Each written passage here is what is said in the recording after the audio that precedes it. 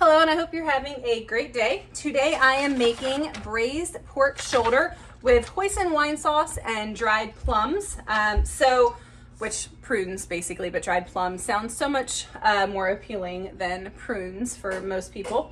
So this recipe, I do have the pork shoulder. It's actually closer to 4 pounds. The recipe calls for 3.5, but I think for a slow cooker recipe, you can kind of get away with stretching it a little bit. Normally pork shoulder, when you buy it in the store, it's gonna be more of like a thick solid piece. This one we cut off from a really large section that we got from Costco, so it just ended up being a longer, thinner piece, but I think it'll still cook down perfectly. So this has been marinating for the last 24 hours. It's been marinated with a tablespoon of hoisin, a tablespoon of sake, 2 teaspoons of brown sugar, and a few garlic cloves that I just kind of broke up and popped in there. The recipe, so what we're gonna do is we're going to get this nice and hot, brown that on all 4 sides. Honestly, I'm just gonna do 2 because it's so long and thin. I'm not worried about those 2 narrow sides on either end. So we're gonna brown it, then we're gonna pop in 2 cups of onion, 3 garlic cloves that I'm going to use this handy tool to mince for me because I don't feel like doing that today. And then we're going to add in, where is it? So we have a cup of chicken stock. This is just warm water, and then I add a teaspoon of the Better Than Bouillon chicken. I don't keep a cup of chicken stock around, so that's just what I use whenever recipes call for stock, unless it's actually a soup, and I do have some frozen stock from when I make soup here and there. It gets, let me make sure, I don't want to tell you the wrong amount, 1/4 cup of hoisin, a teaspoon and a half of salt, a tablespoon of chili sauce with garlic. So in this place, I'm using sambal. And the recipe calls for 10 prunes. It has you add them at the end. I do add a few during the cooking process just because I like that flavor that it adds, and then I do add a few at the end. My husband's not a fan of the dried plums in his sauce, so I only put enough that I can easily pick out of whatever I'm serving to him. So we have that. So what we do, as I said, we brown it, we put all of that in. We will then put it in the oven at 300 degrees for about 3 hours, drop it down to 250 for another 30 minutes. You can kind of check it, it might need a little bit more time. Usually I do end up probably going for another 15 or 20 minutes. And then from there, you pull the meat out, you kind of let it cool enough. You use forks or your fingers to pull it apart. I use my fingers some because I like to pull out any of the chunks of fat that are still left. I'm not a fan of biting into the chewy bits of fat. That's just my preference. My husband's the same way. My kids are the same way. And then that sauce, you can either strain it off and reduce it out, and then you'll separate it out to get the fat, kind of most that fat off, and I can show that step. Or you can just pop it in a food processor or a blender and blend all the solids and make a very thick sauce. So either way works. But this recipe, and I'm going to measure out the sake. I realize I never did. Actually, I'm just going to add it to this. So this recipe, in my mind, reminds me a lot of short ribs.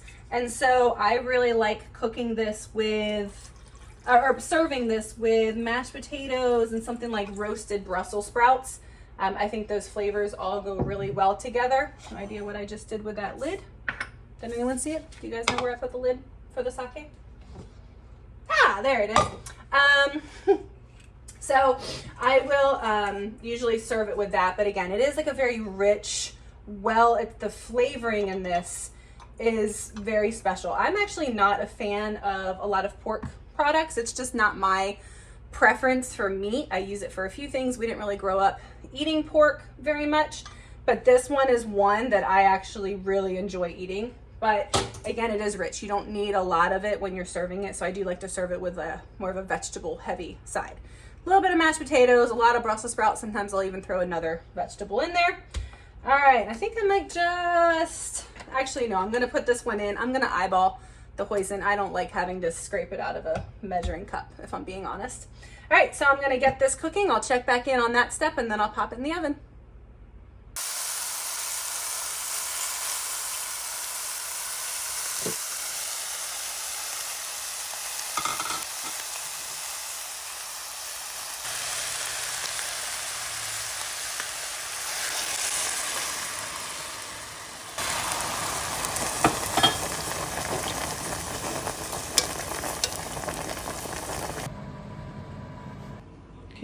been 3 hours. Look at that. I might grab a spoon. I'm gonna spoon some of the sauce up, and I might actually, you know what I'm gonna do? I'm gonna flip it. Yep. Oh, it's actually so tender, I might not be able to flip it. No? All right, let's try this. Wow. There you go. But as you can see, it's already really breaking apart. And part of that is because this is a thinner, longer piece, so it cooks a little bit quicker. Okay, so all I'm doing is picking out the chunks of meat. And I did pick out a couple of the really soft plums. I'm going to put them back in since they're already so cooked down. I'm going to strain this. Here, let me show.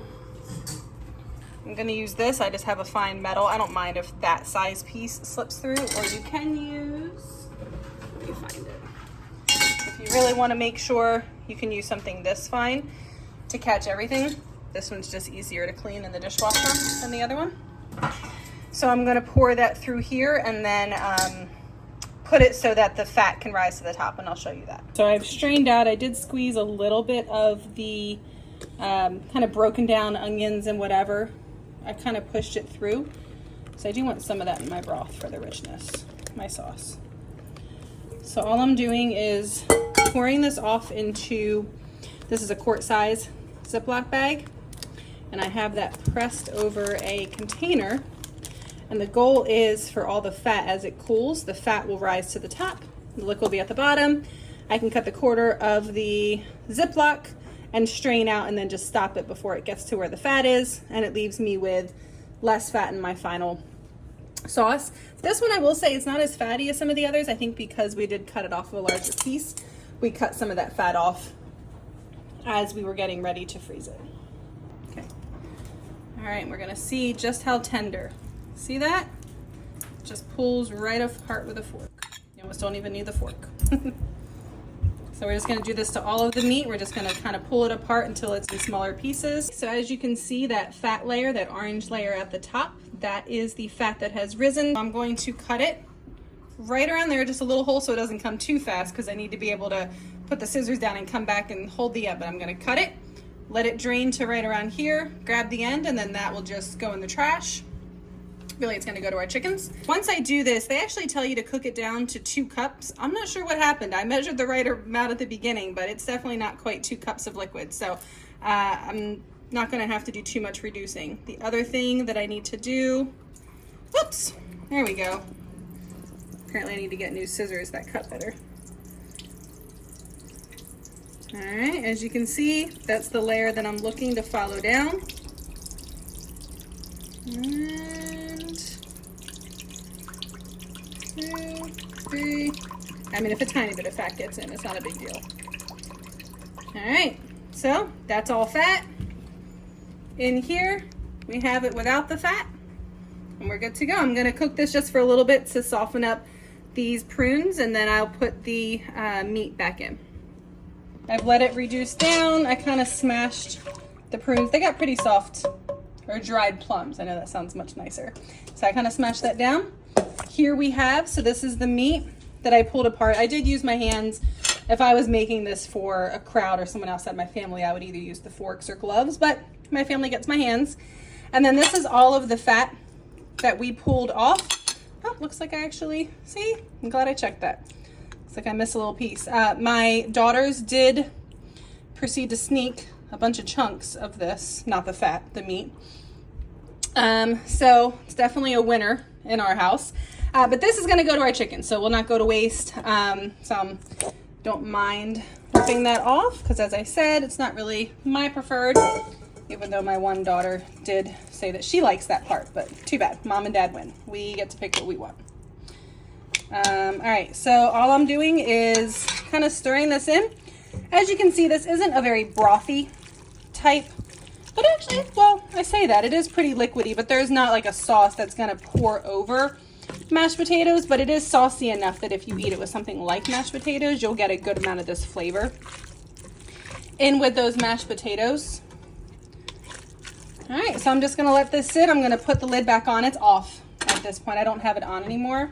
But I'm just gonna let that sit, kind of marinate back now that I've pulled the meat apart. And then I'm gonna make mashed potatoes, and I think I landed on roasted Brussels sprouts to go with this. No, sorry, roasted cauliflower to go with this. Okay, here we have it. It's done. We have the pork, made some mashed potatoes, made some cauliflower, and I also made some sourdough, which if you want, I made a video on sourdough as well, so I can add that to the end card. The plate is hilariously beige. Probably could have gone for a different color for that, but tastes great. I'm also going to add a little sauerkraut for a little acidity to go with this. But thank you for watching. I hope you have a great day.